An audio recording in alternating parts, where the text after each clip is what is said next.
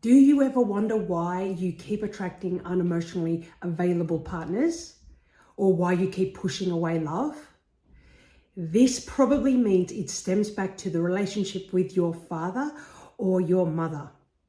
Number one, so when we grow up from 1 to 7 years old, we have our gods. And who are our gods? Our parents. So we see them as our survival mechanism. They are everything to us because we haven't developed our own beliefs or patterns ourselves. So everything is to them. So any patterns that they have or belief systems, of course, we are going to naturally adopt those. So when it comes to, in my case with my father, he was emotionally unavailable. He was very rarely there. Truth be told, he wasn't a very good husband to my mum. He was always gallivanting and not supportive financially in the family home. So that was my version of a male role model in my life. So when it came to relationships, for me, later in my life, or even in the beginning when I was a teenager, I was always attracted to men or teenagers that weren't emotionally available like at all. They were emotionally immature. They would never commit to anything. And I had my first true love relationship when I was 25 years old, and he was perfect. He was all the things, aesthetically, but he was very stable. He was emotionally available. He had a really great family, and, very opposite to me. Like, I come from a broken home. He had a stable home. He lived, like, his family was amazing. And it was so good, honeymoon. But then there was always times I would look for things to sabotage it, to make him angry, because my dad was angry a lot. But it was really hard to do it because he was such a stable guy, really understanding. But I would pick a nitty-grit at little things to try and sabotage, subconsciously sabotage the relationship, or I'd find a problem with him. I did this again later on. Well, after I broke up with him, I then went into several relationships where they weren't relationships. They were seeing people, but they were not emotionally available. And that, of course, was me. I probably liked the drama, and you probably like the drama too if you keep getting on. And do you know why? It's because this is what's familiar to you, familial.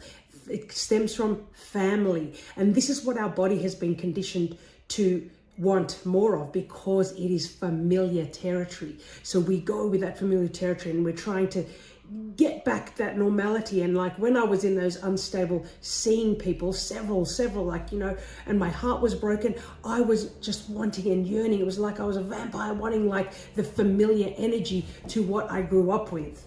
Okay, so number one, just being aware of all this is the number one step to transmuting it and to transforming, so you're aware. And then when you do attract an amazing person, which is the total opposite to what you grew up with, what you were used to in your family home, then you can actually just live through it and accept that, oh, okay, I know it's not good for me, and that's why I'm just used to it from childhood, but that is not my story. It is separate to me. That pattern is separate to me, and you can see beyond it and start moving around the pattern and accepting that the beautiful boyfriend, then I had another boyfriend later on in life who was the same thing, treated me like a queen, so emotionally available, but I would used to see these guys as clingy.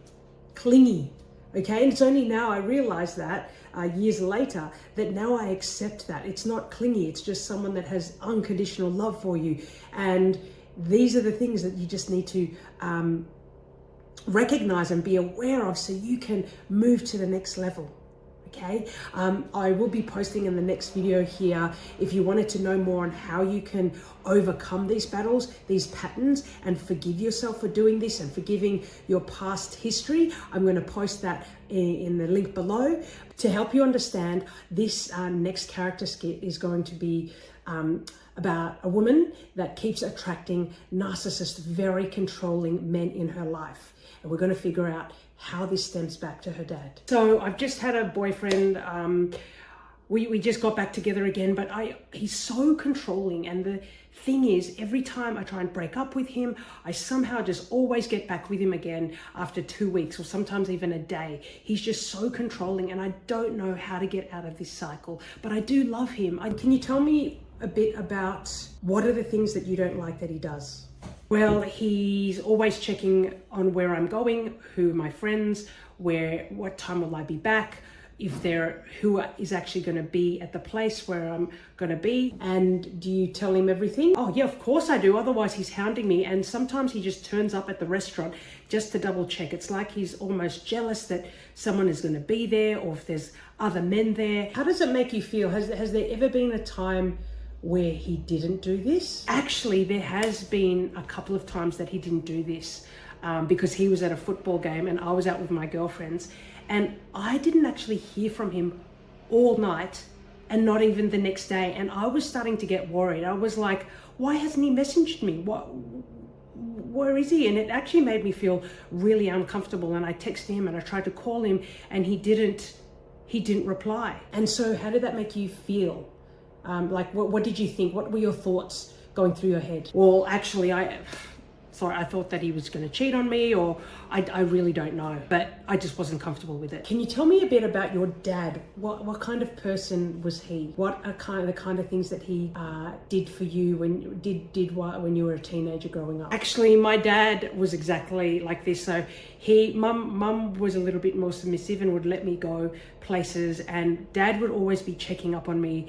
He would be wanting to know. He'd ring the parents, find out if I was really going to their house for videos. He had sometimes even turned up to a dance party and it was so embarrassing, but he was so controlling that it made me want to do the opposite and be a naughty girl. Do you think that this may stem, these things, when your boyfriend doesn't return your call, do you think that that's the feeling that you have? You're not familiar with it, so you actually like these feelings of being controlled, and that's why you're so used to it, because it's familiar? Oh, I never thought of it like that, but yeah, okay, I get it. So what are some techniques you can do to stop attracting the controlling male into your life or female into your life, patterns that you've adopted from your own parents?